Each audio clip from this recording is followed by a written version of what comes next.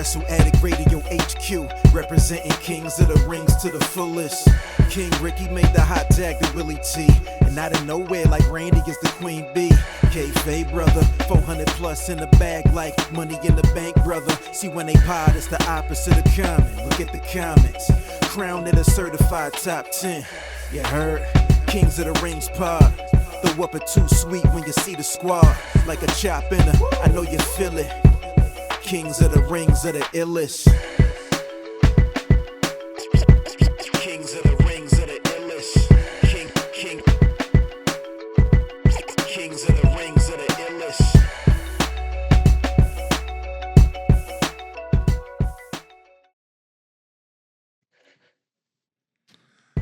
Oh man, all right, so we finally recovered after getting kicked in the nuts all of WrestleMania weekend, and we are finally back. Ladies and gentlemen, welcome to Kings of the Rings podcast, episode number 405. Surprisingly, I feel like we should have more, but hey, life happens. I am your host, King Ricky Rose. Thank you guys for joining us. Like, share, subscribe, leave us a 5-star review at KOTR_podcast. The link to all of our stuff are in the description below. We are going to talk about all of the fallout from WrestleMania itself, and who should and should not potentially have a microphone at the most important times of the year. We're looking at you, Dwayne Johnson. With me, as always, a man with the plan who's still wearing his John Cena heel headband, probably the biggest heel, bigger than John Cena at the moment. Will Tarashak, how are you? Dude, every show moving forward, I'm wearing this thing. It's the best gift a guy could have asked for his 30th It's only because we couldn't find it. Things you buy for an 8-year-old. It's only because we couldn't get the t-shirt. I almost bought you a kid-sized John Cena Canada t-shirt. Almost. Oh my god! You could have I don't even know what I would do with it. To be honest, I have no idea. It wouldn't fit. You could have made a I'm almost crop 200 top, pounds Will. now. Christ. Oh, crop top would have been good. Guys, I can almost qualify for 205 live. Isn't that great? Crop top would have been great for you, actually. More men need to wear crop tops. I'm Jesus. just saying. Absolutely. I'd wear a fanny pack before a crop top. Fanny packs fuck. They're so good. K-Fave, Legion K. How are you? Hello. Love it. I'm here. I'm doing some shrooms, but not the drug kind. I was gonna say, oh, we're about to have a fun cast tonight, aren't we?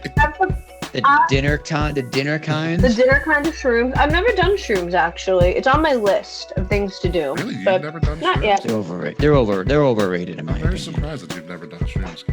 Not that I think you're a It drug. just, I've done a bunch of weird drugs. Shrooms just hasn't happened. I feel like shrooms would have been higher on your list of things to have done. Nah, I smoked crack before I did shrooms, so. Oh, okay, Ashley Larry. All right. Whoa. All right. I've lived a lot. Started out with a bang. You must have booked the WrestleMania finish tonight too, then. Jesus Christ. Guilty. So we are going to talk about WrestleMania and stuff, and everything that happened that weekend or didn't happen that weekend, and all of the leaked audio from the roast of WrestleMania. And God. You know what? Yeah. God. It's a good thing they didn't televise that because Nia Jax got roasted. It's fine. She's still back on TV and works out. She actually, I listened. Hey, she's a great Yeah, talent. I listened to her roast. I found the audio of her, like when her segment, and she was actually not bad. As far as roasting goes, but that's just me. Anywho, a lot of news and stuff happened outside of the ring during WrestleMania week. Initially, AEW said, hey, we're going to do a Grand Slam event again, this time not in Australia, but this time in Mexico with CMLL, a Dynamite Grand Slam, because for some reason they haven't figured out that Grand Slam should actually probably be a legitimate pay-per-view instead of these weird specialty shows for TV. But here we are yet again. Justice for Queens. It was supposed to be just for Queens. But No, it's a Justice for Queens. well, yes, Justice for Queens, yeah. But this is the AEW brand. That's what they do. They're partnering with CMLL, and that should be a little bit weird for you because, like, why aren't they partnering with CMLL? Shouldn't they be partnering with AAA like they were before? Until Was AAA not available? What happened? well, until Triple H, WWE, and WrestleMania Night 1 said, hold my beer, we're just gonna buy AAA. One of, if not the freaking longest, the oldest wrestling promotion in Mexico, I believe it is AAA, got bought out by WWE officially announced during WrestleMania Night 1 pre-show, which broke the internet. I remember watching the pre-show, and I was like, oh, there's AAA there. I was like, oh, blah, blah, blah. And he was talking about how they're going to work together. I was like, oh, interesting. And then Michael Cole said, the acquisition of AAA. And I said, excuse me? What just happened? I'm still blown by it because I know I texted you almost immediely. Yep. And your only reaction was... I saw it in the Discord. I saw it in the Discord too. My reaction was just, good Lord. Yeah. This reminds me of what... You can correct me wrong, but this reminds me of what Vince Jr. did when he bought the territories in the United States. I wasn't alive then, so I can't really speak to what the reaction was, but it is the closest thing we have to it. When's the last time WWE has bought any wrestling promotion? WCW? Or Evolve? I don't know, but okay. It's like major recognizable.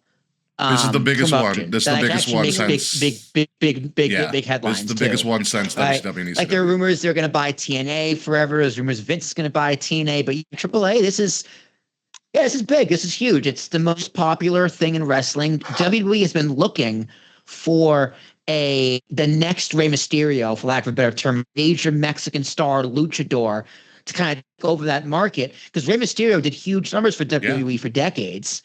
So they've been looking. They tried with Sin Cara. They tried with Kalisto. There was so many different stars to take over that master role.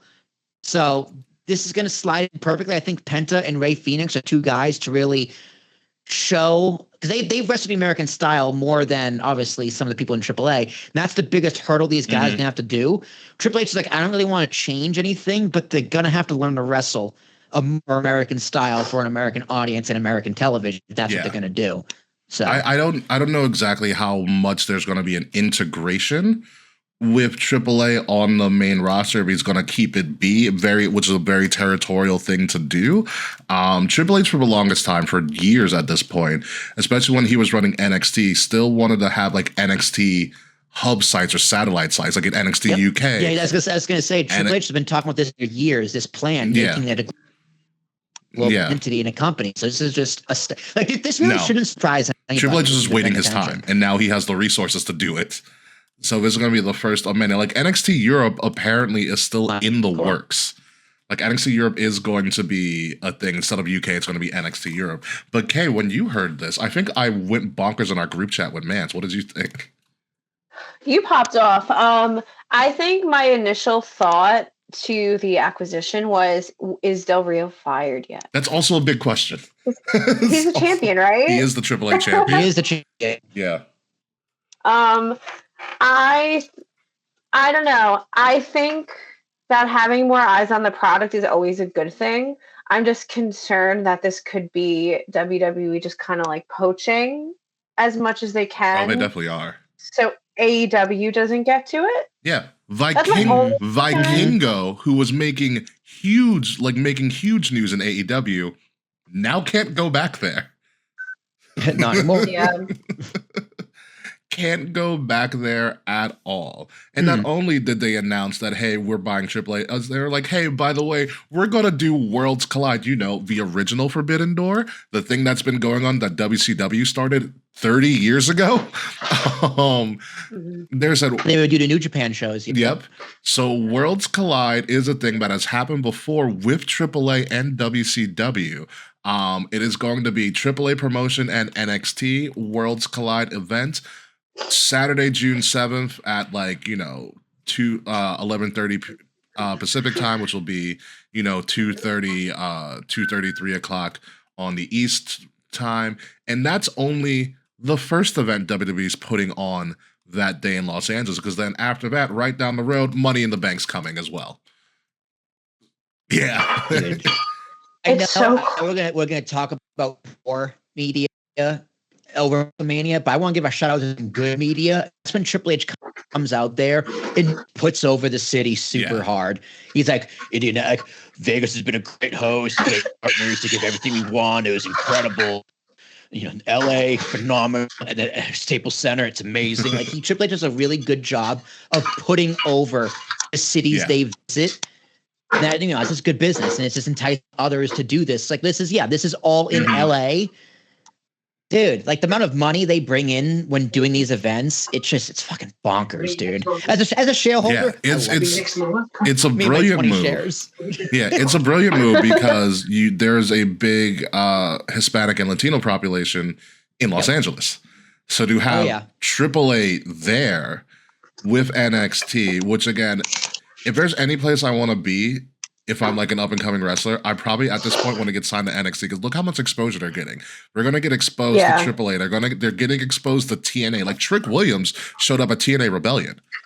We might get Trick Williams versus Joe Hendry from a TNA championship. Yeah, they're going to be everywhere. Yeah. Which is good, right? NXT is just like, I actually like what AEW wanted to do. Let's just do that, but with resources and just way better. With resources and money. Literally. Like NXT feels less like a developmental brand right now than it has in the past. To revamp itself after the disaster that was 0.0. Yeah. Like they really transitioned to Sean. He needed a few years of growing pains to establish new stars, get used to things, get in a proper building. Yeah. But in the past 2 years specifically, they really have revamped themselves to say, no. NXT is 100% worth watching again. Yeah, and I don't know if any of you guys watched Stand and Deliver, but I love Stand and Deliver this year. I thought it was really good. I saw the second half of it, and what I saw ruled. Yeah. The men's triple threat for the championship was great. The fatal four-way for the women's title was really freaking good. And Worlds Collide is just going to be absolutely bonkers. Like, they're having it at the Kia Forum, which is the old Los Angeles Forum where the Lakers used to play. And then down the street is literally the Intuit Dome. So you can physically do both in the same day if you're going to be in LA. In two different arenas in walking distance from each other because it's all essentially in Compton, downtown LA area. So June 7th is going to be a really busy week, really busy day for all of us wrestling marks.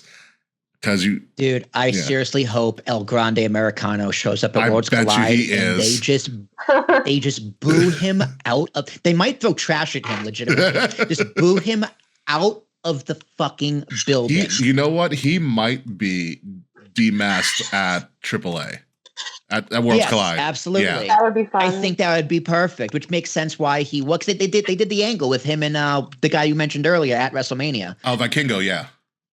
Vikingo, so they already teased it. Mm-hmm. So, it's a fucking squash match. They're to their top guy, one of their top guys. Fucking dude, incredible. Yeah, it is a crazy time for WWE to acquire AAA. Like, that still blows my mind. That might be the biggest thing that happened. Actually, no, it wasn't. Because WWE said, hold our beer again. We're going to announce Survivor Series months early. We're doing it in California, and we're doing it in Petco Park, San Diego, the home of the San Diego Padres, in another language as well. This is a Survivor Series in an outdoor open-air baseball stadium in late November. They're pretty much banking on the fact that the Padres aren't going to make the playoffs, is what this tells me. End of November? I mean, dude, honestly. What's the Padres record right now? They're good. Damn it. Dude, they're in first place. They have 19 wins, dude. They're right behind the Mets for best record in baseball. Like, dude, the Padres are really good this year. This is going to be really interesting if the Padres are like a contender in the National League. No, dude, baseball never goes this deep, though. Baseball doesn't go to November 29th. You never know. Baseball goes into like the first week of November at the very latest. Yes. Wait. That would be hilarious. That would be so hilarious. Wait, let me look up when the World Series in, because if the World Series is on my wedding, I'm so sorry. Listen, it might be. It might be October, late October. It could happen. It's honestly, it's a Friday, right, Kay? Uh-huh. Mm-hmm. It's guaranteed. Yeah. It's guaranteed. All right. So if the Mets are in the World Series on our wedding day, you best fucking believe we will be finding a way to stream the game at the wedding. Yeah, we're gonna be in Astoria, Kay. Like, yeah. It won't be that hard. Meant to be. It wouldn't. Oh, it's gonna be fucking busy. Yeah. God damn, it's gonna be it's gonna be impossible to get out of there. Yeah, absolutely horrendous. But yeah, a Survivor Series in an open air baseball stadium Yep. Yeah, it is. It's that weekend. Yep, there it is. Let's hope the Mets don't actually make the World Series. I'm not worried with the Mets. So Ricky and I have to watch the Yankees somewhere. Exactly. When my parents got married, they got married during the NFL draft. So that's fine. No one watches the all NFL of draft. the men apparently had radios out listening to the draft to find out what was going on with the Jets. The draft is one of the biggest nothing sporting events in the world. Dude, yes. I mean, and also quick sideberg. Dude, my parents were at a wedding during the 1986 Buckner game. So really? in Boston. No And way. like all the guys are trying to sneak off to the bar to watch the game, and all the women were like, "What the fuck are you guys doing? This is a wedding!" Like dragging them into the dance floor, but the game series. Oh my god, that's amazing. I was just like, that's incredible, because now we're just all sitting at a table on the phones going, fuck yeah. This is going to be a big event because WWE has done open air football stadiums for SummerSlam, WrestleMania. We haven't done an open air baseball stadium, although you can count Elimination Chamber, although the roof was closed in the Sky Dome. But for a big four like this is a big deal. Like how do they set up the War Games cage for this?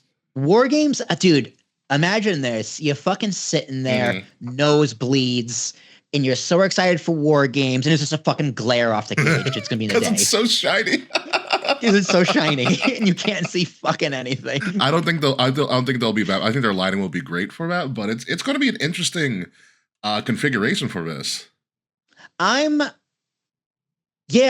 have two thoughts on this. Part of me loves it because, I mean, it's good for business. It's great seeing the big shows.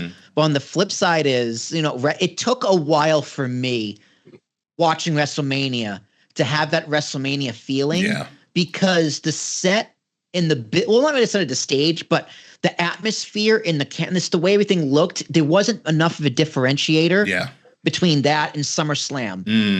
That's in a stadium.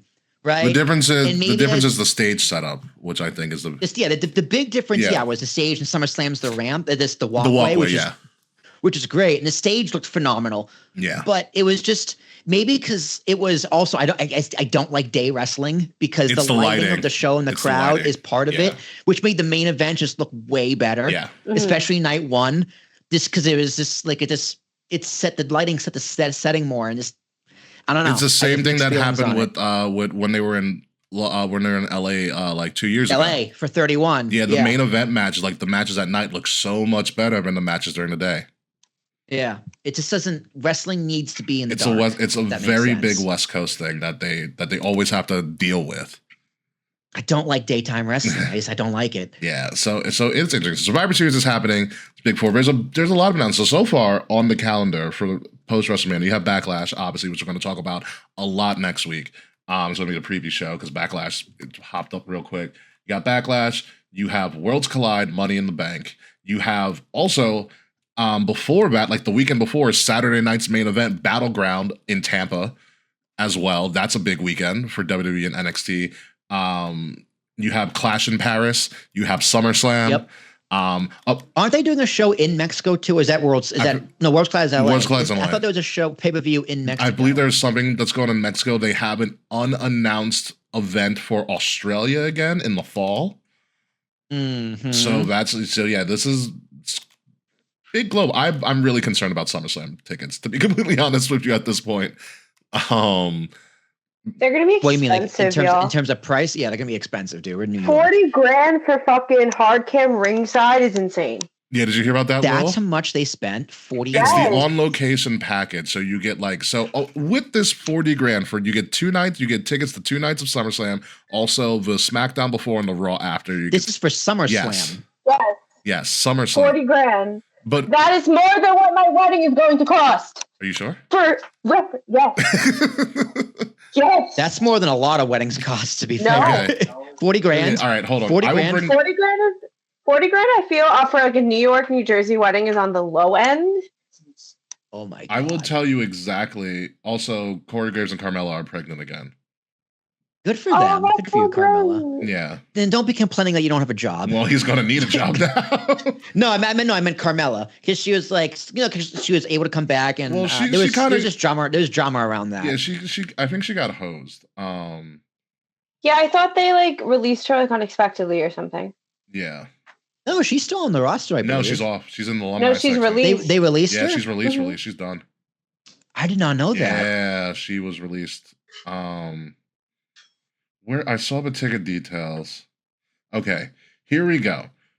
So this is the on location, their premium servicing. So they're on location. The Elite package, the Elite Plus package, includes front row center TV side. So think like green shirt guy for SummerSlam, which includes a photo op in the ring of SummerSlam, a private transportation to the events. Okay.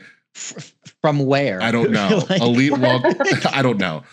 Is there a hotel bundled in with this? I do not believe so. I'll have to double check the on location That's side. fucking crazy. Private transportation, elite welcome event, a private section at an all-inclusive pre-show hospitality with superstar appearances by Kevin Nash and more, post-show press conference access, and a desk photo op. Okay. Tickets to both nights of SummerSlam and tickets to SmackDown prior to SummerSlam and the Raw after SummerSlam. $40K for the whole package. Not worth Okay, it. that's still a lot of money.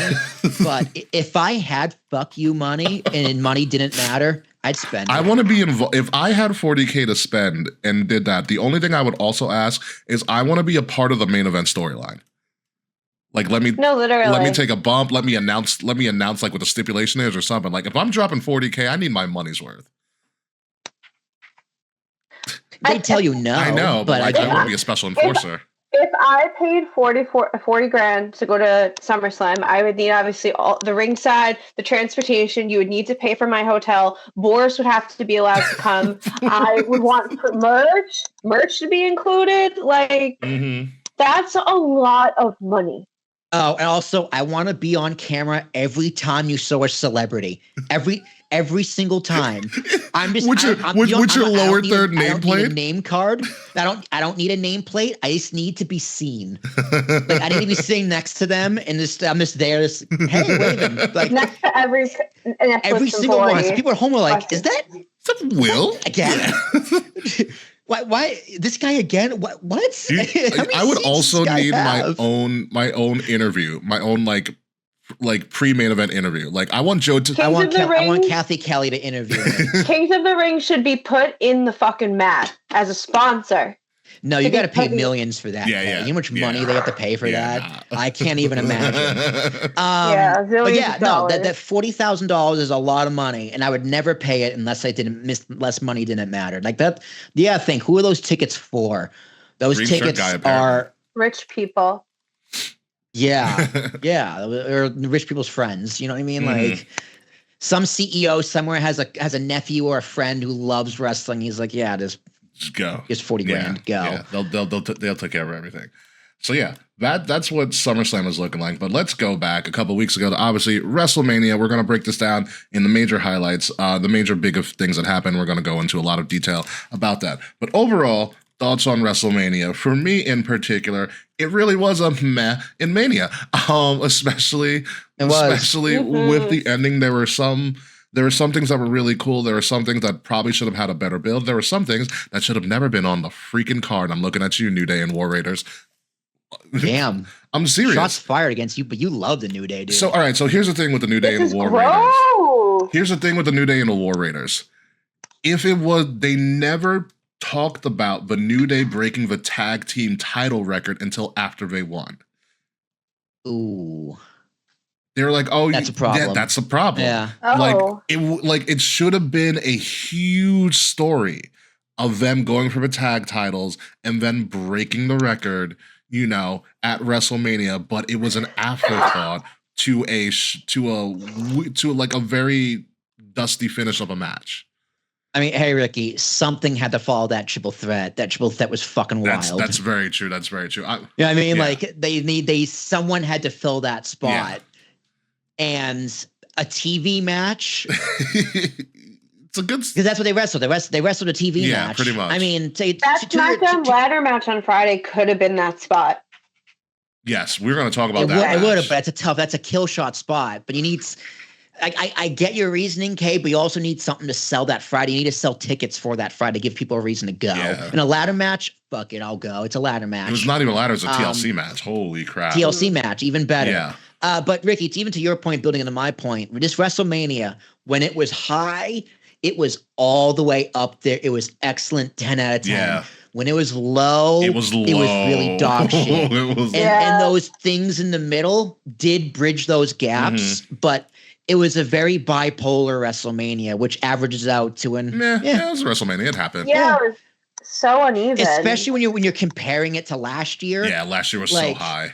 It's also not fair because it just gets some bias of, okay, but last year was just arguably the greatest one of all time. Correct. So it's like it was always going to be a meh, no matter what they did. Hulk Hogan could have gotten kicked in the nuts by Paul Heyman, and people still would have been like, yeah. That's right. Like Hulk Hogan could have come out and helped Cena win, and then Cena gives him the FU, and then he calls it the FU, and people still would have been like, yeah, it happened. Kayfabe, Slage and K, what are your thoughts on WrestleMania as a whole? Honestly, the best part of Mania was the party I threw. Fuck yeah. I'm sorry I wasn't there. It's okay. Easter happened. Will, I know you don't know because you were in the group chat with me, Kay, and Mance. So the highlight of WrestleMania was Joe Hendry. Yeah, Joe Hendry. Was amazing. You know why? Because I was like, fucking Mance. When I watched it, I was like, God damn. I thought immediately of Mance. Mance immediately texts, he goes, called it. Kay responds and says, I threw my plate as an instant reaction. So Liv made, Teeny's mac and cheese? What is it? Do you know Teeny from TikTok? I do not know Teeny. She's a chef. I do not know Teeny. So there's this mac and cheese recipe that's fucking banger. Yeah. Liv made it for Mania. Mm-hmm. So she just served the mac and cheese, loaded my plate. We're on the couch. Joe Hendry comes in. I get so excited, I fucking throw the plate of macaroni all over the carpet. Wait, did you baseball, football or baseball, throw it? Yeah. It was like a... You mic drop mac and cheese. All over the carpet. Oh we had to grab Boris because there was mad cayenne and shit in the mac and cheese. So Boris was been so sick. Oh my God! You literally dropped mac and cheese like it was hot. Good job. But Joe Hendry, honestly, for me, was one of the saving graces of the WrestleMania weekend. Joe Hendry was arguably the markiest and most wrestling moment of all WrestleMania.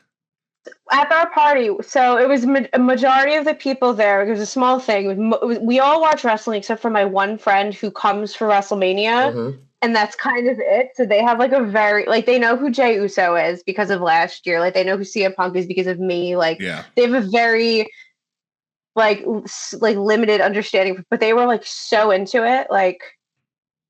I'm Raw's on Netflix if you want to get into it. I have other friends that don't watch wrestling that I think Rhea Ripley's a big part of it, but I feel this WrestleMania season I'm hearing from a lot of people that don't watch wrestling that are interested in the product. So marketing's WrestleMania was still low key kind of shit, but people are still really into it. Yeah. Like you said, you always say, Mania's not for us. No. It is for the casual fans. So all of my friends that don't watch are wow, this is so fucking cool. Whereas we've been watching our whole lives, we're wow, that Mania fucking sucks. The duality is really interesting to me. I agree. It was WrestleMania. Yeah. But it wasn't the worst WrestleMania of all time. People are being low-key fucking dramatic when they're like, the worst WrestleMania. Listen, Snooki wrestled out of WrestleMania. Yeah. I can tell you about that. That's my girl. I stand behind that. Liz. I would have that again. It's possible. I will say this. If you put the main event for night one on the card of night two, amazing, so much better. It would have been the best WrestleMania of the 20 teams, easily. When it was just one night for everything. That I think this WrestleMania cards between night 1 and 2 It was not balanced. Usually, at all. when they've done two At nights, usually we're all. like night 1's amazing, and we're like night 2's kind of Better. crap. Night Yeah. Night 1 sucked. Night 1 wasn't great. Like, up until the main event, the opener was bookended. Yeah, the absolutely opener bookended. was really good. People hated it, but I think they're wrong. We're gonna get into why, but like it was bookended, and then the ending obviously was just Masterpiece theater. Yeah. 11 out of 10, and then everything in the middle was just like, okay, we're slowly building to that, but the build was just, I don't even remember what was on the card. I really don't. I will it was 2 weeks ago. For both nights, while the card was really imbalanced, I felt like the pacing was really good, and I didn't feel like anything dragged in particular. Like, You're right on that end. Yeah. I will say the pacing was very valid. Pacing was very good, but I would have mismatched most of those cards. I agree. And put them on different nights. I agree. And like, it's one of those things I think we've talked about in previous years, that if you're going to do 2 nights, you got to have a story for all 2 nights. And that didn't always happen. By the way, hi, Mance. Yes, you were right. You were the highlight of the weekend. A lot of it with your predictions. Yeah, dude, for real. I popped so hard. I was singing a song. I believe in Joe Hendry. Not my mom. Jazz was like, "Who's this?" And I was like, "It's too much to explain." So we all know that Sir Charles is a giant Joe Hendry mark, right? Yes. I did not. He's a giant. He tells, like, he has Google Home devices, Google Home speakers, and he constantly tells it to play "I Believe in Joe Hendry" all the time. So apparently, because it was a big weekend for Sir Charles, obviously, as we all know. And at one point, congrats, buddy. Congratulations. At one point, he was asked to go out and get some food or something, and he got back into his house as soon as Joe Hendry's music hit.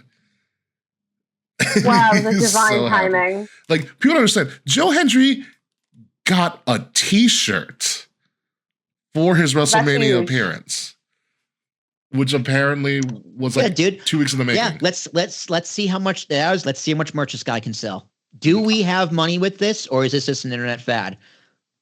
I don't know. I know that Randy. I mean, that's to be determined, because Joe Hendry is like, he's like almost in a different, same style, different format.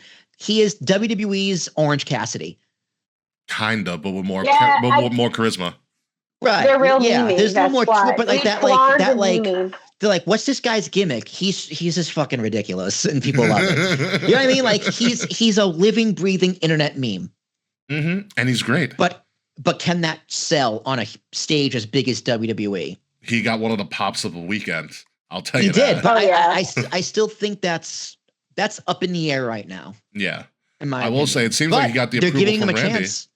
Yeah, it seems like he got the approval from Randy. If you saw Randy's face, he was like, "Oh, that is fucking nice." Turn was so funny. Apparently, he chose Joe Hendry. It was Randy's pick, if you believe the dirt sheets. Yeah, because Randy was like, what Triple H's reasoning from the presser was good too. He's like, listen, we needed we had a very serious storyline with Kevin. Like, it was gonna be a blood feud, and everyone was so piped and ready for that, you know. Yeah. And then he was like, once that didn't happen, we needed something the exact opposite, because it wasn't going to meet up to those expectations. And Joe Hendry is the exact opposite. Yeah. And it worked. I mean, in hindsight, everyone wanted to surprise Aleister Black and Rusev, but which we got. We ended up getting anyway. But I think this was a better spot for the momentum and pacing of the show. It was a great like relief. For everybody. It was a bathroom break, but it was also, if you're at home, you know, just sit back and relax, take a breath. It was funny. I thought for a second that the surprise answer was going to be Kevin Owens, and that would have been the funniest thing ever. God. I thought that for a second too. That would have been wild, but really dumb. Yeah, because he's legitimately hurt. Would have been Kevin Steen. Would have been great. I mean, they also had to do another audible, which is the Rey Mysterio screwed up his knee the night before, and they were like, Rey Fenix, have at it. Yeah. I was like, that's wild. You had the Lucha Bros, who are combined maybe 4 months into WWE, both getting WrestleMania matches. A prominent WrestleMania match too. Yeah. They were both put in really big spots, and both of them delivered. You know, Rey Fenix had less than 24 hours to prepare for the biggest match of his life against somebody he's probably never met before.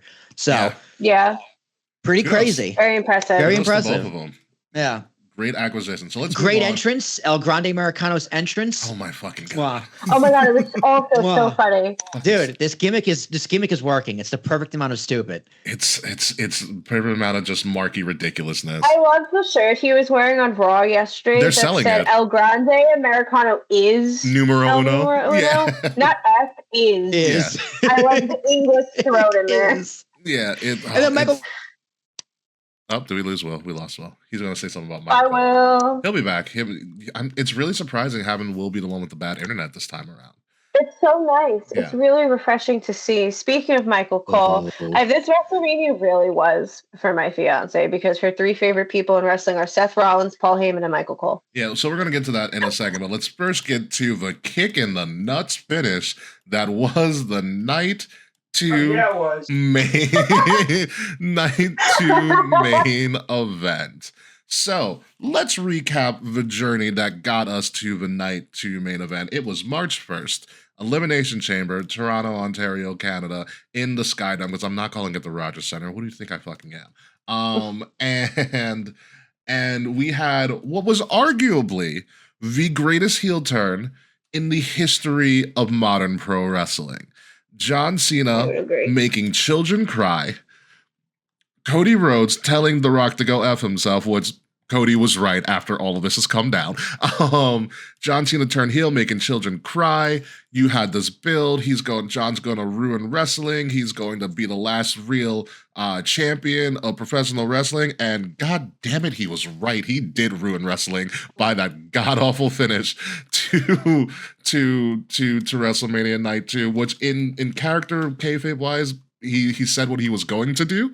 But as hyped of a main event that this was supposed to be, Rock doesn't show up.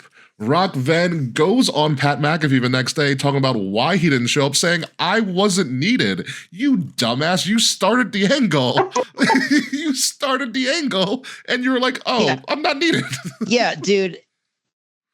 His whole story of, I want to take a step back and give them the spotlight. It's like, dude, you're already spotlight. in you made yourself the spotlight. He literally put himself in everyone's business. You already made the story about you. Like, what do you mean it's not about me? You committed murder and be like, well, he was dead when I got here. What do you mean? I was like, what are you doing, Jade? And like the biggest excuse, I don't know if you heard this. He said the reason that we did the angle at Elimination Chamber because Elimination Chamber ticket sales were bad. I can tell you from being there, they were not bad. Like, didn't it sell out? Yes. Or close to it? Yeah. Wasn't it like the highest Canadian gate in the history of the WWE? Yes, or something? it was. It was. Like, oh, the Mets scored again. Hey, wow. Focus. It's April baseball. Relax. So it's a great time. Dude, I'm loving April baseball. I'm watching every game. Yeah. It's great. So The Rock has this whole thing about, I'm going to start this angle.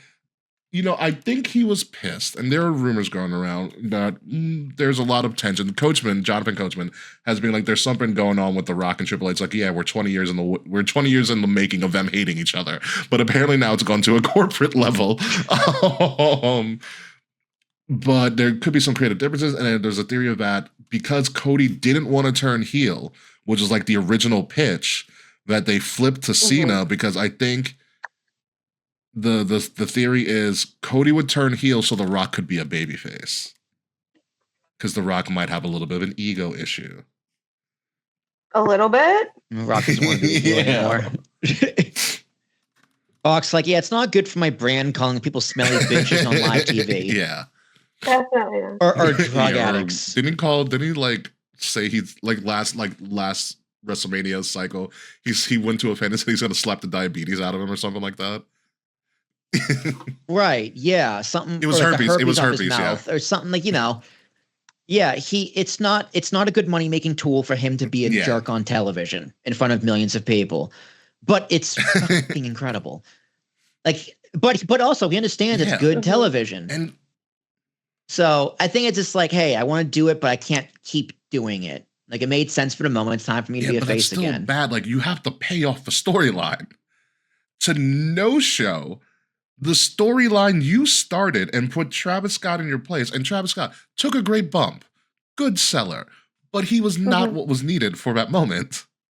Or what was wanted. There was no need for a run-in, period. The night before had the run-ins with Paul Heyman. Yeah. The match itself was pretty fine up until Travis Scott came out and took 8 minutes to walk down. He took an there. Undertaker style approach. I think this would have been the time to walk out with the joint. You brought Travis Scott out on 420. He probably was high. That's probably what took him as long as it did. Trust me, by the end of WrestleMania, I was also walking real slow. I was out the day after. And ironically, the match was good. I hate to say it, John Cena actually does wrestle really well as a heel comparatively to him as a face. I was like, wow, you're kind of interesting now. Him doing the 5-knuckle shuffle. I really enjoyed watching him wrestle. Yeah, I it was just totally everything else that sucked. Sold on the fact that now, what is it? The nut shot and then the title to the face are now the 7th and 8th move of doom. At this point, it's diversifying his portfolio. I respect it. God, he should have stayed at 5 because remember the 6th move of doom, that freaking like Chinese punch? The Chinese one, right? Oh,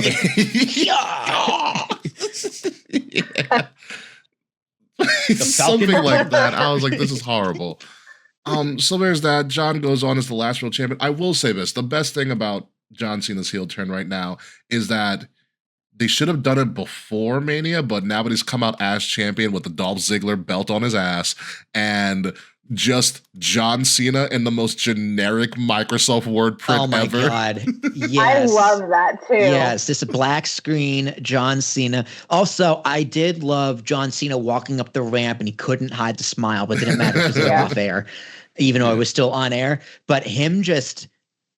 he almost turned around and did a thank you to the crowd. He thought about it. I think that's what also kind of sells it short for John Cena for me is that I don't think John Cena believes he's a heel.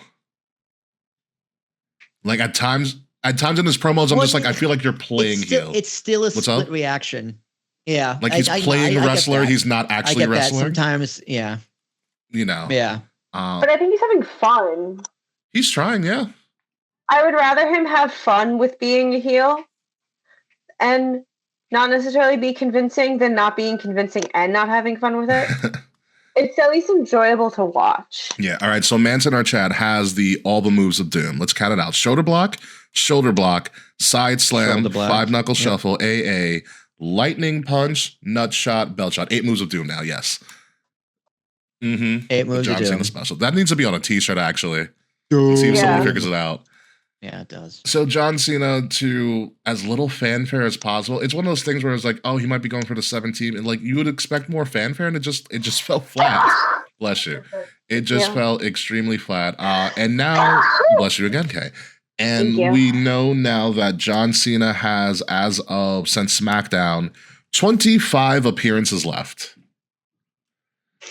I don't like that. I don't like that. I know because he's gonna ruin wrestling. That is his goal now, to ruin wrestling. You know what'd be great if John Cena went to AEW and he's like, I'm going to ruin wrestling. I'm going to AEW.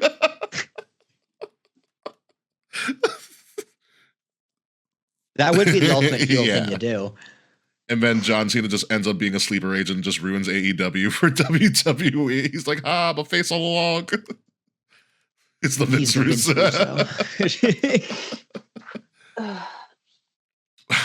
Man said, I need Cena to win a TNA title and beat Del Rio for a AAA mega title. He's gonna go on Cena's gonna go on a Kenny Omega run. Just win all the I wouldn't be mad he about loses it. all of them to Obafemi. I mean, John Cena going for the NXT championship would actually be kind of interesting. Like if he just go. Hey man, Cena Randy has me interested enough. Don't get me too excited. Oh, I can't wait for Cena Randy. Yeah, for one last. Although it is really weird to see them be reverse heel and face on SmackDown. It's crazy. When Randy was like, John, think about your family. You need to have kids. And John's like, stop parent shaming me. I feel like they were both trying to make each other laugh. They were laughing. They were low key. It was like watching a skit on SNL. They can't keep it together. They were clearly like just trying to improv over each other. I've been raising kids for 25 years. They've been having fun, and that's enjoyable for me. I don't give a fuck if they break heads because they're clearly enjoying it. Listen, old man reformed Randy is amazing. And I think what would make John Cena's heel turn better if John Cena was more like 09 Randy. I need 09 Randy and John Cena. Yeah, dude, 09 Randy was vicious. He was a bastard. Take me back. I need... At this point, I think it was on purpose.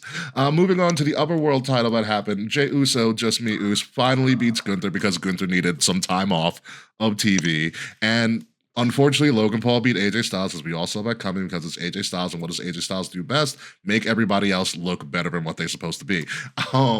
So now we have a potential collision course between Jey Uso and Logan Paul for the world title. This is Logan Paul's, second time going for a world title? In 4 or 5 years? Mm-hmm. Yeah. This is probably going to be on Backlash. It might be the first time in a long time we've had the world title. That's not a WrestleMania. We have the world title and the WWE Championship defended on the same card. I could be completely wrong on that. Someone will fact check me. But this is an interesting build. Like, Logan Paul's saying he's more dedicated to WWE than ever. He has shown up a lot more. He's still too much of a douche, but that's what his character is. And Jay's really dedicated to this now. We'll see what this goes. Yeah, I'm about it. I think this makes sense, especially because Logan's not going to win. They've done all of this work in the J, so it's the first card after Mania. It's like, let's see some fun matchups, see what happens. But quick sideberg back to the match with Jey Uso and Gunther. I thought the match was great. I thought it was a really good match. Absolutely. Good way to kick off the show, and Jay made him tap. Which there's only... When's the last time Ilya you saw Dragunov Gunther made him tap? Years ago. Right, but that's other than that, that's it. That's it. Like, I will be... you will remember, Jay was the last person to tap Gunther, because Gunther's not going to tap for again another for 5 years. Yeah. So I thought they did even though Jey Uso doesn't have a submission He used Gunther's sleeper. But yeah, it was good to see a heel tap. The one thing I would have said, because I remember the finish, I was like, Gunther, you could have held out that tap a little bit more, build up more suspense. Yeah, it was real quick. Yeah, he was like, I want to get out of here. Bye, I'm over it. Yeah, I was like, but it was good to see Gunther tap. Shocked. Truly gagged. It was good. It was good. Jay deserves it. He's, I think he's going to have a fun run, especially as like the heart and soul of Raw. So I think it'll do wonders for him. And Logan Paul continues to be everybody's least likable douche. So it works. Oh. Yep. Yeah, great wrestler though. Great wrestler. I hate him, but goddamn it, do I respect him. Mm-hmm. I wouldn't go that far, but he can wrestle. Yeah. Yeah, he can wrestle. Just he exists, and that's sometimes a problem for a lot of people. Moving on to the return of Becky Hogan. Big time Beck Hogan showed up again, replacing Pam, aka Bailey, in the tag title match to win the titles in Vegas. When's the last time we heard that Becky returned in Vegas and won a title? Oh yeah, SummerSlam, when she squashed Bianca out of nowhere. History repeating itself, only to lose the tag titles the next night on Raw to solidify a heel turn that could have just easily happened on WrestleMania. Literally. Do we think she has in her contract about not losing? Oh, it's a certain totally amount or at certain places. So is that a thing? Do people have that? People have that in their contracts, right? I think ever since Hogan had the infamous creative control thing, I doubt that's a big thing that they put in contracts anymore. In WWE side, AEW can't speak for. But it was one of those things where it was like, this could have been. We could have had Becky turn heel and not show up at Mania and give Bayley and Lyra kind of a moment. And like, it was just also like, you add the fact that you took out Bayley for this. Like, you took out Bayley for this, and then you had her Chris Van Vliet episode come out like after Mania, where Bayley is so bad visibly like upset because she knew, she's like, by the time this comes out, like, she was visibly upset that she knew that she was getting pulled from Mania for this. And also at the fact that Becky said, I took me so long to come back because I was waiting for a good story. And apparently the beginning of that good story was kicking Bayley out of the story. That's so you, fucking Bayley. disrespectful. It is very Hogan WrestleMania 9 to Bret Hart. It's very Hogan WrestleMania 9 to Bret Hart, almost to a T. Yeah, but I have two thoughts. One, Becky, we tried this already. We want to cheer you. Like, stop trying to force us to boo you. We like the man, like, we like the man character. We like, we don't need Stone Cold to reinvent himself. You know what I mean? Like, we like the man. We like the brash person you are as a face. Like, we want to cheer you. I'm sick of booing you. I'm sick of you wanting to be booed. Like, and two, I see why EO won, because she's getting this title fucking immediately. Yeah, Becky just like it was one of those things where like we could have done this in a completely different way and I would have been fine with it. Like Becky had a decent promo where she was like, Bayley's been beating me up for like 5 years now. What the hell, guys? Yeah. Got a point. Every heel has a point. She's got one. I kind of want to see Becky be the first Paul Heyman girl. That's what I was thinking is going to happen too. Because I was like, oh, Seth's heel, Becky's heel. Can we get a little partnership going? It makes sense. It would. I mean, it's yet to be revealed because we know Becky is now challenging Lyra for the IC title, which is just one way that, lo and behold, guess what? Becky's going to win. Just when Lyra's finally picking up steam. I wonder how annoying those wings were to get off and put on at Mania. Dude, I loved it though. I was like, this is. I mean, it fit her character and it was cool, but it's just like she's on the bird is on camera too much. Can we shift from the bird? Like, if you took the wings off at like the entrance, like at the ringside, it would be cooler. My friend, I have a casual friend who's a big Becky Lynch fan, so I showed her the just Becky's entrance at Mania and like Lyra. And my friend was like, so is she gonna wrestle in those wings? And I'm gonna go, no. No. Interesting, but no. That'd be really funny though. Interesting, but no. So Becky's going to go for the IC title, and Becky's probably gonna win because, I mean, if John Cena's gonna ruin wrestling, so is Becky Lynch gonna ruin the IC title probably. Or make it more relevant because Lyra's just now catching her stride, and then it's just gonna go right on Becky. So that's going to be interesting. That's just an early prediction. We'll talk more in depth before. But also, the shock and one of the shocking pops of the night, Dirty Dom is a face. Called it. I love being That was right. Great. This proves the age-old statement of people do not know what they want until they get it. Yeah. Exactly. Like, I don't know when the crowd I don't turned remember for Dom. either. But they turned for Dom. Chicken Nugget King. The Chicken Nugget King. Yeah. Did any of you watch a lot of Dom's interviews post winning the title? Yeah, he's the greatest of all time. He's like, how many times do you have the title? I've had it for 14 minutes. I'm already the best. Like, you're such an idiot. So Dom has the titles. Judgment Day has the tag titles. I don't know for how long because apparently Liv Morgan's going away to do a really big Hollywood movie that no one knows about yet, which is going to be revealed next week. I heard a rumored Doomsday. No, she's the one that's going to get the Marvel movie and not Seth Rollins, which would be hysterical. I was listening to Cultaholic this morning. Apparently, it starts shooting next week. No, Doomsday's already been shooting. Or whatever they need her for starts shooting next week. Watch it just Liv Morgan as like a freaking just like an innocent bystander that gets like killed in like one shot, and that's her big shot. I do, like, she'll be gone for a few weeks tops. Unless even if she's starring, maybe a month, maybe two. Shootings don't go for that long. What if a it's big not project a big like movie? Doomsday? What if it's like a made-for-TV movie and they're blowing it up to be this giant Hollywood thing? The Marine. Yeah, exactly. That's like whatever the girl. Even though they still call them Marines. But no, if they did like a chick flicky Marine, like made for TV. I can see Liv Morgan doing that. I can. She's got the psycho in her. Or like a Lifetime movie. Mans is saying in the chat that he also heard that the Liv might be in Avengers Doomsday and that she could be playing Dazzler, which live in a Hallmark Christmas movie. Christian movie. Yeah, Christmas, or yeah. That she could be playing Dazzler in Avengers Doomsday, which if anybody doesn't know their comics, like probably both of you, funny. Dazzler is a mutant. So Dazzler's an X-Men and she's known for being a singer. People who were thought to potentially play Dazzler in previous iterations of Marvel movies was actually Taylor Swift. Sir Charles joining the chat saying Liv Morgan should play Emma Frost, and actually that would be absolutely amazing for her to play Emma Frost.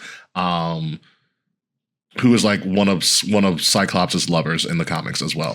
But back to Dirty Dom. Apparently he's a face in Judgment Day, where JD's back. Yay for JD. Good for him. And Finn Balor's bitter. I think Kay. I think I called JD returning. I have to check our thing. Yeah. Someone called JD returning. JD returning. So yeah, Dom's at the IC title. It's going to be interesting to see what his run does and how he's received. He became like a Kevin Owens cool heel. Like he's still a heel, but he's kind of cool now. And I told you he'd pin Finn. Yeah, Finn's breaking away soon, I think. I can't wait. Yeah, Finn's breaking away soon. I miss Finn being good. I don't know if he's going to be good. I think it's going to be more like anti-hero. I think it's going to be like... No. Finn can go and join Cody's. I don't mean good like a face. I mean good like enjoyable to watch again. Like second run NXT Finn. Yes. I miss like 10 years ago Finn. Second run NXT Finn was fun. It was a fun time. So moving on from that, Jacob Fatu is going to be the biggest face in the company and like by SummerSlam. Oh, for sure. Oh, yeah. What a great match for Jacob Fatu. I don't know how LA Knight caught him in a BFT from the top rope. Crazy. That was wild. My God. That was wild. So good. Jacob Fatu's... Go ahead, I showed my non-wrestling watching friend that match. They lost their shit for that. Jacob Fatu still looks like he's out of like a prison work program. He does. Dude, it's just I want to feel bad for Solo because they had like a bunch of booking planned up for Solo and they just went erased. Two. US champ. Two. Solo's not charismatic and Solo's at all. They got nothing for Solo. He was supposed to be, the next in line after Roman dropped the bloodline and all of that stuff, and it was going for a while, but then Fatu caught so much fire. He's so entertaining. It started with his pre-match promos when they were walking to the ring, which were so unhinged. Yeah. I love you. I love you, Solo. Now it's... And the walk. Which he ad-libbed that, I bet. TikTok doing the Jacob Fatu all the time. It's either the Jacob Fatu walk or the Penta walk. Or the Penta walk. The Penta walk's my favorite walk. And now his new tagline of Yada I mean, I'm just like, Jesus Christ. He's got it. Yeah, dude, he's got it. He's got all of it. Presence, aura, great random sayings. Like Yada I mean is going to be a t-shirt somewhere. Oh, for sure. Yeah. Yeah, and again, I bet he absolutely. Like this guy, he gets it. He gets everything, and we, the audience, we also get it. And like all creative need to do is be like, all right, is he a face? Is he a heel? It doesn't matter. Doesn't really matter. Let's just have him do shit, and the crowd's just gonna love him. I feel like he's like a relatable. He's like a normal ass person. Kinda. I wouldn't say that. No. This dude looks psychotic. I know he like looks crazy and like people probably like feel away because he's been in jail or whatever, but like he's like a normal guy, like not rolling around with like the Rolex or like trying to chase clout. He's like genuinely just himself. He can fucking wrestle. And I feel like he just looks like a normal person, and I feel like people like watching at home can see themselves in a Jacob Fatu. Kinda. Like, I feel like Solo Sikoa not like as relatable. Like That's true. he's like, Yeah, you're a prince. Yeah. Bro. Fuck off. Jacob Fatu, not a prince. You're a wrestling prince. Normal dude living his life, loving Solo, and look at him, he's a champ now. Yes, we do know different people, Matt. Yeah, so congrats to Jacob Fatu. He's going to be very interesting, and things like that. Moving on to the hey, let's see if this works match. We have Tiffany Stratton, who beat Charlotte Flair in more of a match, less of they're just going to hit each other. And I was going to call her Storm because she always looks like Storm. Jade Cargill beating Naomi. Which I will say, Jade, with Jade's match with Naomi, real quick with that, I think there's a thing where like she has fantastic finishing sequences. Mm-hmm. Like her feats of straight finishing Oh, yeah. sequences are amazing. I think what she'll probably work on moving forward is how do you build to that?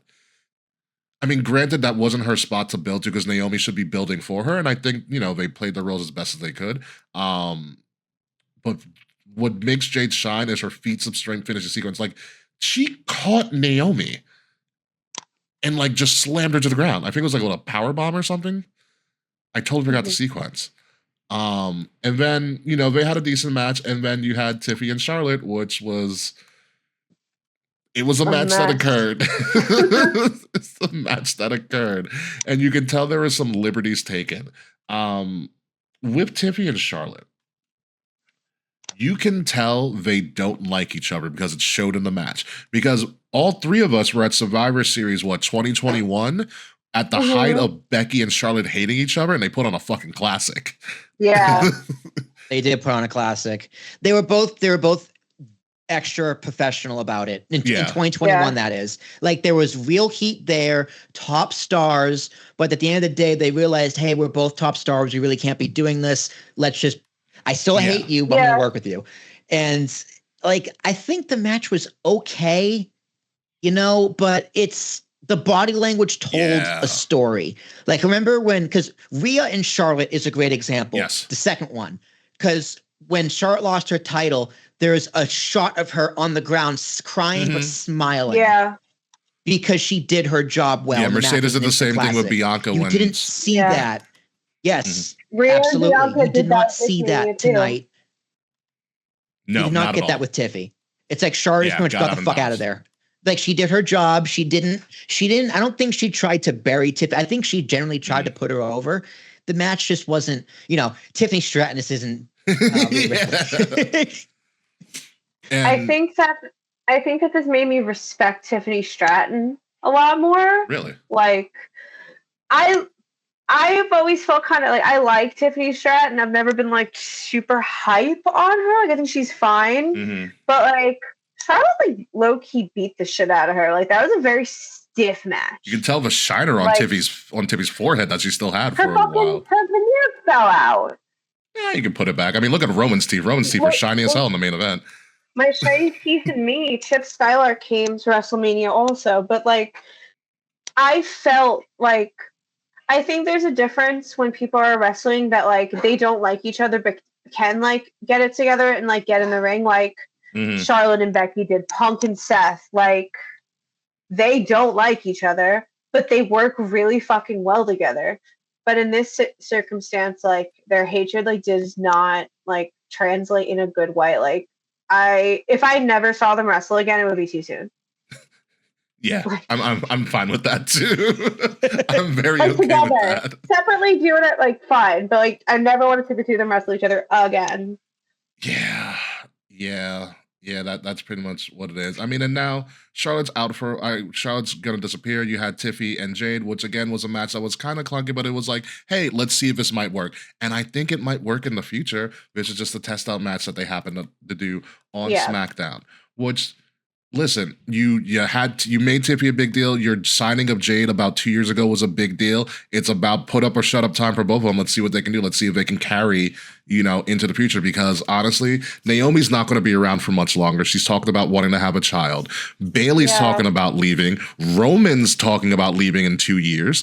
or less than 2 years. Seth is That's talking about amazing. leaving. Seth is, I think, Yeah. Punk's winding 45. down. Punk's winding down. So at this point in time, you got to start building all of them by hook or by crook, or just buy another promotion, which is what WWE's doing. That too. I mean, they kind of are though. What do you- Like I think they are doing a good job of making new stars, particularly in the women's division. As that original core four wine, like look at that Monday, Roxanne and Stephanie Vaquer, Vaquer, is that her name? my boo. Like I know Roxanne a little bit. I barely know Stephanie Vaquer, but when they had their like big situation, like I knew it was a debut, but they fit right in. Mm-hmm. You know what I mean? Like they're both main roster ready. Like it's clear and obvious. So when these guys are on their way out, it's very easy to slip those new guys in. And you know, wrestlers get better with age. Once you in that men's division, once you have those guys wind down, you have people who have been there for a while and are memorable, like a Montez Ford, who is just bound for a massive breakout year. So their roster is a little deeper than you think Stephanie it Vaquer is. is amazing for me. I love her. Yes. And Stephanie Vaquer is only 25, 26.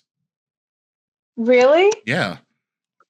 I thought she was God 30. No. She is, if you ever watch. She has time. Yeah, she has time. If you ever watch NXT, when she does what she's called the Devil's Kiss, which is the same move Charlotte did years ago, where she wraps her legs around her neck and like slams her head in. You have to listen to Booker T when they do that call. Booker T is literally like going to make a mess of this pants. He's like, yeah. The ass thing. I was telling my friend about her. I'm like, you like Rhea Ripley? Check out Stephanie Vaquer. I just sent a gif of that. Yes. You got to take the gif of Stephanie Vaquer walking out at the Rumble. I sent that too. Yeah. I sent that first and then I sent the ass. Yeah. I know how to get people into wrestling. To be honest with you, of all the things I've seen from like people on YouTube and stuff, the biggest person to get people into wrestling in the last year or so is Rhea Ripley. Oh yeah. I've known the lesbians love her. Even the straight chicks, they're just like, I love Rhea. Great. You know, we love mommy. And I'm like, I get it. We all do. The only person that probably hates us is Buddy Murphy. He did Chris Van Vliet, and I like watched part of his interview. He's today. funny. He loves that woman. It's so cute. He was like talking about like how Rhea was always one step behind him. Like when she came, like he was wrestling in Australia and she would watch him, and then when she was wrestling in Australia, he moved to America. Then Rhea moved to America to join NXT. Buddy left NXT to go to 205. He was always a step ahead of her, and he's like, now she's 17 steps ahead of me, and she deserves all of it. Like it's very. There's a clip I heard of now because Rhea gets stopped all the time when they're out doing stuff to get pictures, and so Buddy makes it a point to kind of just photobomb the picture. Oh, I saw that.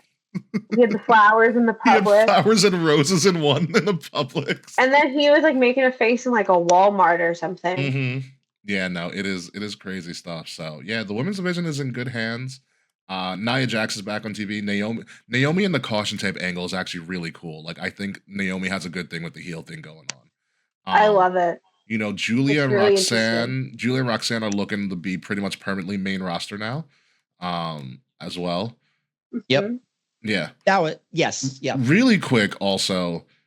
So WWE mentioned this before. So whenever a superstar gets like their first Raw match or first Raw appearance, they're going to be wearing like a Raw or SmackDown like debut patch on their gear. And then they're going to like auction it all. Like the Girl Scouts? I guess. I don't know. So like when Roxanne came out on Monday, she was wearing the Raw debut patch on her boot. Oh. Because like in Girl Scouts, like whenever the Girl Scouts would like do like a trip or accomplish something, you would get a patch for it. Ah, gotcha. I just got my Girl Scout cookies over the weekend too. Yay. Oh, love. What'd you get? I got the lemon leader ones, like a pack of those.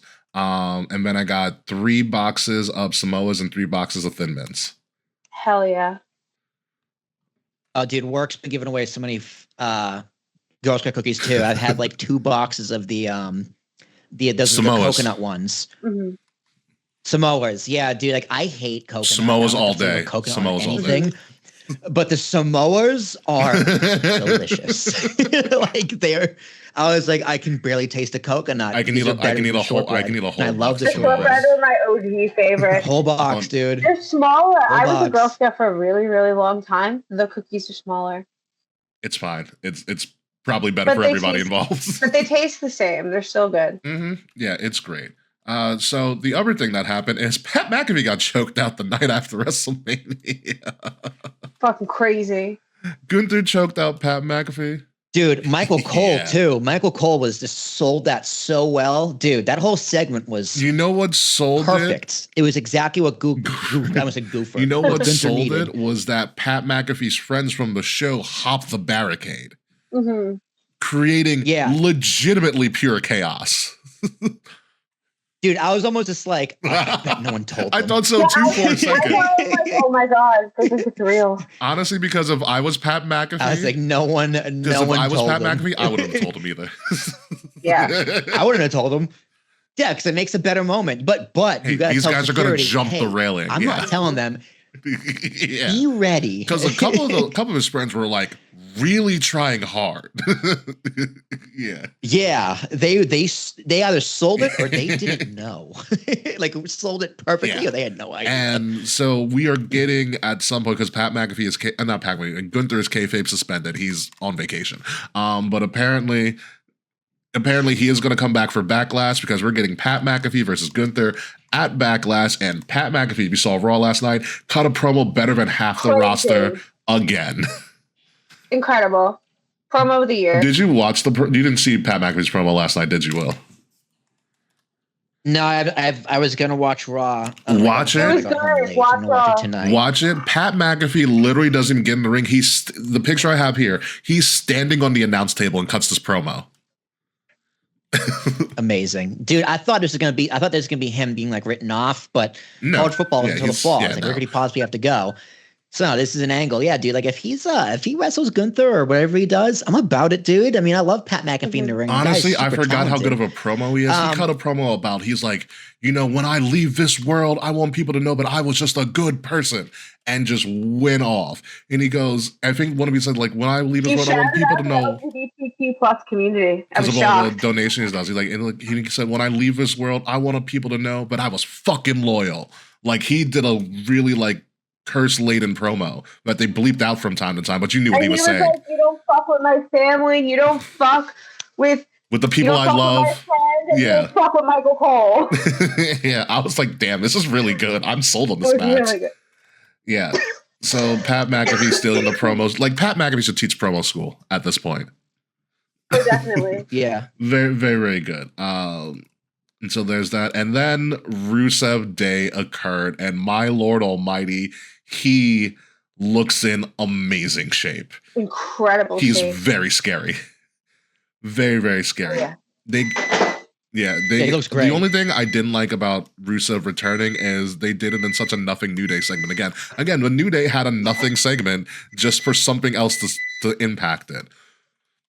What's interesting? Yeah, it made like Yeah. no sense to me. Yeah, what's interesting about Rusev, because they gave him a vignette last night, and they talked about his, he said, I left WWE and I went into the abyss. Wow. I mean, he Yeah. did pretty then he- much. Yeah. Also, before I know, okay, it's a quick sidebar on Gunther. When he comes back, he needs to look like Rusev. I know it's WrestleMania. He was kind of getting some like man titties. I mean, he's not as Gunther big needs as to when lean- we he needs met. to be a little more lean. Not the box. Yeah. No, I'm not. He's not Yeah. fat, but he's getting a little. He needs to muscle Muscle up a little, muscle yeah. up a little. Okay. But needs to be top guy in wing shape. But yeah, Rusev. Yeah, what I Great think look. is very interesting about in his Great promo. vignette package after saying win to the best, he's like, now he's more focused because he talked about letting go of Lana, so we're not going to see Lana. He's like, I don't have a woman that doesn't care about me anymore, or something like that. So I know in Yeah, real they're life back and back there, together, but aren't like they? the storyline looks like Lana's not coming back. It's just him. That's He's fine. signed to That's a Legends fine. deal, so I'm like wondering, is it just for like appearances or whatever? Probably just for appearances. So she's allowed backstage. Yeah. Pretty much. Pretty much she's allowed backstage. But I'm happy for Rusev. This is going to be interesting that Intercontinental U.S. title scene is going to be that mid-card scene where Rusev's going to linger out for a little bit is going to be interesting. This could also be an interesting, like, not major pay-per-view challenger for Jey Uso as well. That would be fun. Jey Uso Rusev would be a really interesting look for that as well. So Rusev's going to be, I think, a major player. God, he is so. This is the most jacked I've ever seen him. Yeah, there's a lot of intriguing matchups for him. Definitely. Yeah, a lot. And him and Finn. Like, the thing was, we've never seen before too. But Aleister, I didn't watch it on SmackDown. How was it? Yeah, oh my God. The floor is yours, Slajan K. Once again, all of my babies are in the same place, kind of. Yeah, there's like next door. We'll get him back. Mm-hmm. So his music is back. Yeah, well, he did not change his music at all. Well, the same music, the same entrance with the candles. Obviously, dude, what else would it be? No, dude, that was like Triple H's shit in NXT. That was like him showing off, like, hey, Vince, this is how you do an entrance. Years ago. Thank God. Amazing. Yeah, he's still selling the eye. He looks great. And he kicked Miz's head off because the Miz was the person he returned against. I saw online that the Miz's segment introducing him was similar to his introductions in AEW, because I forgot who it was in AEW, but whoever it was in AEW, they were both wearing an all-white suit. And they both got kicked in the head. They both got hit with a black mass. So yeah. The also amazing thing about that is that the segment before, his real-life wife, Zelina Vega, beat Chelsea Green for the United States Championship. So that was crazy. So yeah, that's pretty huge too. Yeah, it's Zelina Vega's first singles title. SmackDown this week. Yeah, Zelina Vega's first singles title. So congratulations to her. Obviously, well deserved. Chelsea Green posted a picture of the United States Capitol and the American flag and said, I did see that. Consider this my farewell address. Which, as much as I hate to see Chelsea Green leave, because I think she's like 170 days as the first United States Women's Champion, give her some time off. There's so much more meat on the bones with her and the Secret Hervis. Like, she could win it again and call like her second reign, her second term as, United States champion. That. Like, there's so much more to do with that. But if she was gonna, sell to anybody, give it to Zelina Vega. I like it. Let's see what Zelina Vega does with the title.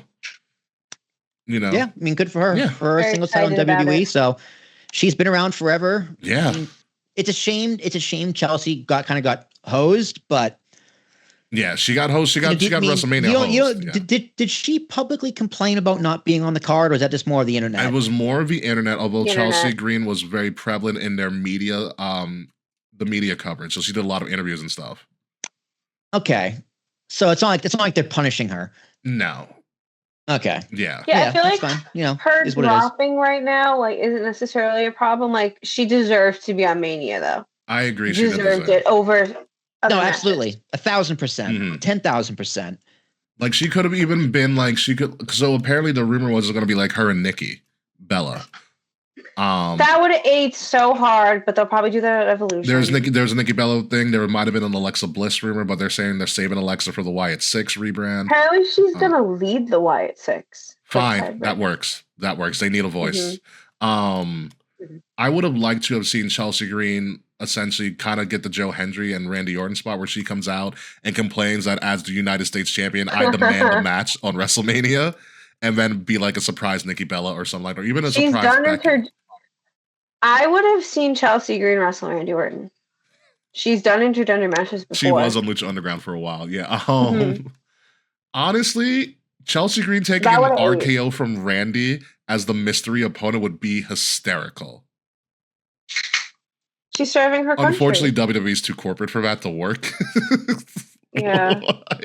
But I would have liked to have seen it. Although, at a point, Randy Orton RKO'd Nia Jax in the Rumble. Because that occurred one time. Anything's possible. Anything is possible. And last but not least, like we were talking about, I know you haven't seen SmackDown yet, but you need to watch this. This is probably, of all the TLC matches they've ever had, especially including tag teams. Oh, I bet. Yeah. top Wild. 3 TLC matches ever. Who is in it? It was Street Profits and who else? Street Motor Profits, City Motor Machine City. Guns, and DIY. Oh, yeah. Say less. And somehow they were like, yeah, no, SmackDown, not Mania. This was also the better built tag team storyline that they said put it on SmackDown. And essentially, well, think of how they did the Jeff Hardy Edge spot, except they put Ciampa through a table and the person tackling Ciampa was Dawkins. Will is so shocked he actually froze. Yeah. Ice cold. Ice cold. But Kay, while we're waiting for Will to return, what are your thoughts on this match? I understand that SmackDown needed to sell tickets and all, but not putting this on the Mania card, I feel was a huge disservice. This match fucking ate. It was one of the best matches Of the year. Of April of the year. Like, this will definitely be on best matches of 2025 list when we start rounding that up in December. Mm-hmm. It was fucking great. It was interesting. I feel like it made everybody look good. Yeah. I actually did not think that Street Profits were gonna retain, but I am very happy that they did. Yeah. It was really fun. I low-key thought Motor City Machine Guns were gonna win. But it was just a great match. Really enjoyable. You know what it was for me while I was upset about this is I thought when you look back at the Rumble, Motor City Machine Guns and DIY, I thought they earned their keep and deserved the Mania match based on that performance of the Rumble alone. Yeah, for sure. You know, in comparison to the New Day and the War Raider storyline, which was very undervalued, and I get why we put it there. But this could have been a great middle of the card match on either night of Mania. Yeah. And been absolutely fantastic. I feel like if they put that match on Saturday, it would have helped the real shitty card on Saturday. I agree. Will, are you still with us? Yeah, you're still here. I'm still here. But yeah, I can hear you. You're now? a little better now. Yeah, luckily I can get the whole audio. I can actually know what we're talking about. Okay. No, that's good. We're talking about the tag match still. I will tell you. Yeah, I would have loved for that to be on the main card. I mean, once I heard it was a TLC match, Right? Exactly. Maybe next year we'll go TLC on Mania. I think so. Again. So I'm gonna tell you the moment in the match where you're gonna be like, this is the greatest thing ever. So it's Montez Ford and Gargano, and I think either one of the members of Motor City Machine Guns, like in the barricade corner by like the entrance or towards the entrance. And there is a person in the front row who is an amputee. And the he's not a plant. He is confirmed not a plant. The amputee takes off his prosthetic leg and says, "Here, Montez, use my leg, use my leg." Montez takes the leg and hits Gargano in the back with it. My leg. And gives it back to the guy. Okay. So cool. Please watch SmackDown. See. That's exactly what I would do. Same. That is the exact same. I don't even care if he broke it. Like, if he broke it in two, I'd just be like, okay, just buy me a new one. But that was the greatest moment of my life. Other than finding out I survived my life being cut off. So it's really funny because Montez found his Twitter. And so, because like he posted the video and Montez responded, he was like, "Thanks." He goes, "Thanks for that. You really gave us a leg up on the competition." So funny. Leg. I will say this: Montez is one of the best ad-libbers that WWE has. Remember when he took the baby at the end of Raw? That was so fucking funny. I think about that from time to time. They've used it as part of their promo package. I still stand by it. If a wrestler took my baby to celebrate, I would let them celebrate with my baby. No, he gets away with this. But yeah, that is WrestleMania weekend. In the aftermath of it as a whole, we're going to talk a lot more about Backlash next week. I don't even know if we're going to have a special guest or not. I got to talk with my agent, Slajan K, about potentially having a special guest. I was going to put out some feelers. Okay. Try to find a special guest. I have some ideas. Mm-hmm. And I'll see who I can find. Fair enough. Thank you for the update, Slajan. Of course. Also an update. And I think, Mance, if you're still here, you'll be very interested in this. I don't know if you're aware of this at all. However, we were contacted, or I myself was contacted recently from an old friend of ours, somebody who got us our start on Wrestle Addict Radio. That is Anthony DiStefano, formerly of the award-winning podcast Rant with Ant. And he had this idea, which is something that I should know as the current GM of Wrestle Addict Radio, that Wrestle Addict Radio was formed about 10 years ago in 2015. Yep, 2015. Yeah. So that'd be two months after Kings of the Ring, which is kind of wild when you think of it. Very bizarre. Yeah, very, very bizarre in and of itself. And so Rant had contacted me and said, hey, I want to do something special for the 10th anniversary and put it on Wrestle Addict Radio's feed.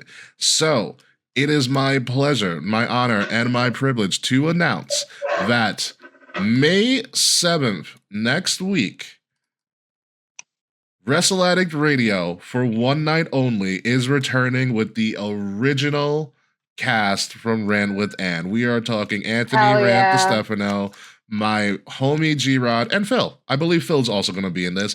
It is going to be live on Twitch, May 7, 2025, 8 p.m. Eastern Time. Twitch TV made by G-Rod is going to be that. I don't know what they have planned. I don't know. So they're hosting the stream. Yeah, they're hosting the stream. I am hands off of this. Oh, yeah, okay, cool. I am hands off of this stream. I don't know if any of us are going to be on. I can always lobby for it. But this is the official graphic. 10th anniversary of Wrestle Addict Radio forming with the original cast. I don't know if it's going to be more than Phil, Anton, G-Rod. I could see Big Dick Nick returning. Big Dick Nick, that would be wild. I wouldn't be surprised if Issa shows up on the feed that would as also well. Be wild.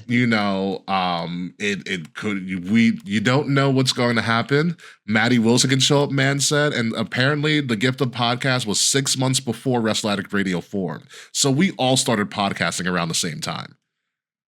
Yeah. Which is crazy to think about.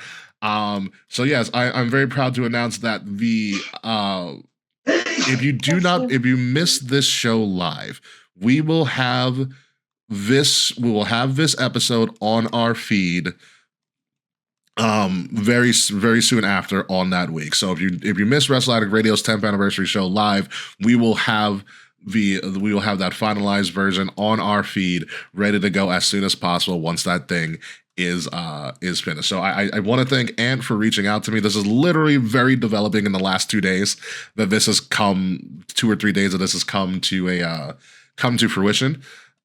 So this is a thing where we're happy to have them back. I mean, listen, we wouldn't be on Wrestle Addict Radio if it wasn't for them reaching out to us to do it. So we're glad to have them for this one night only event, bringing back the original crew. So be sure to tune in and hop in whenever you can. So Wrestle Addict Radio turns 10 next week, which is kind of wild to think about.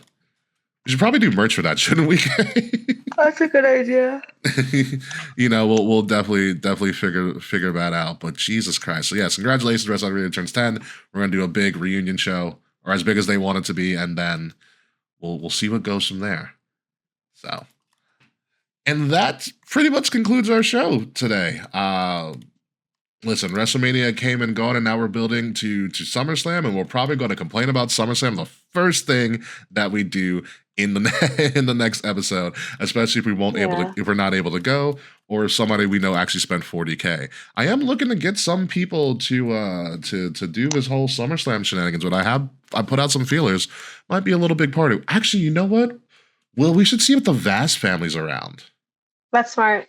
Austin's not the I really think they should, because I kind of want to see what's up with them and what's up with Little Johnny. They're probably listening to the show, and they'll probably hit me up afterwards. They'll be like, yeah, we're going to be there. Little Johnny 21 yet? Not yet. I think Johnny's in high school. He just graduated high school. Is that it? He's in high school. I think he's in high school. I think he might be graduating high school soon. Yeah. Which makes me feel really old, because I first saw him when he was like a child, when he was like Izzy's age. Yeah. I mean, I get it. That's how life works. Yeah. So it's going to be an interesting next week. We're going to talk about Backlash and all that fun stuff. Anybody else with any final words? I got nothing. The Mets are still winning. Yes, congratulations. Yankees are up 13. Yankees are up 13-1. Rodon had a no hit. They had a perfect game going to the 6th inning. Who screwed it up? Rodon. He let up a walk and then a double. Listen, Rodon's had worse starts in his life. So you need a no hitter and no walks going to the 6th inning. That's the best you're going to get out of it. yeah. Take it while we can. Just don't put in Devin Williams. Anywho, but 8th inning, baby. He's a good setup, man. That's true. Luke Weaver for the close, baby. All right. Well, ready for the music? Let's get us out of here. Yeah, let's do it. Let's hit it. Whew. All right, folks, ladies and gentlemen, you have been listening to Kings of Ring Podcast, episode number 405, Ruin Wrestling, because John Cena is looking to ruin wrestling. And if he doesn't ruin wrestling, just put a hot mic on Dwayne The Rock Johnson. I've been your host, King Ricky Rose. You can find me at Ambassador Biggs across all social media outlets, BIGZ Ambassador Biggs. Find Kings of the Ring Podcast at KOTR _podcast across all social media outlets. Like, share, subscribe, leave us 5-star reviews. I would say buy some merch, but we are in the middle of a merch revamp, so hold on those merch purchases thus far. If you're listening to us, make sure you're listening to us on Wrestle Addict Radio, the cure for the common wrestling podcast. Host the Kings of the Rings podcast. Obviously, you're listening to us. The Young Lions Perspective podcast, the WrestleMania podcast, the Bracer Impact podcast, and for one night only next week, home to the original cast of Wrestle Addict Radio, May 7th on Twitch. It is going to be a fun time, and who knows who may or may not show up for that stream, for that feed. It'll be on Wrestle Addict Radio stream soon afterwards. Will Tarashak, congratulations on your 47% approval rating, by the way. Hey, it's better than it was last week, baby. What do you want me to say? I'm an unpopular guy. People don't like me. Get over it. I've come to learn in my old age of 30 years old that people are going to like you or hate you regardless. Just don't be a dick. That's congratulations. It took you 30 years to figure this out. So you did it. Yeah, Ricky, I was going to, and then I say, hey, let's play these races with the NFL. The answer is yes. The answer is yes. So, okay, I'm on a 46 then. Hey, y'all. I have nothing to plug. I am still in my fun employment era. Yeah, I am once again in my student era. I am in my spring baseball era. You can find me on Instagram and TikTok at KAE_FABE. Maybe Boris may be getting some content soon. No, please don't tell me. Please don't tell me. You're making some Boris, though. It is not my idea, but I have gotten many requests for TikToks of Boris, so I might have to start working on that. Hey, whatever works. That's true. I need money, so let's get that creative fun, baby. Let's make a Boris OnlyFans. It'll probably work. No. Only Boris? Only Boris? Yeah. Only Boris. Only Boris. I'm telling you, it could work. Just be open to it. So when we come back next week, folks, we are going to talk about Backlash and all of that's glory. Hopefully we'll Bonely fans. That's a really good one, man. There it is. We're going to talk about Backlash. Maybe we'll have a special guest. Maybe we won't. We'll talk about something AEW might have done. Who the hell knows? We have to get back to AEW because Double or Nothing is coming up. So we kind of got to be aware of that as well. The Owen Hart tournament's in full effect. So there's a lot of stuff going on in wrestling, and hopefully it doesn't get ruined by somebody out there. But who knows? There's always tomorrow and there's always next week. So until next week, folks, goodbye. Good night. We'll see you soon. And new WrestleMania cycle, same hate. Fuck you, Slack. We'll see you soon. Boom. Roasted. This has been a Wrestle Addict Radio branded podcast.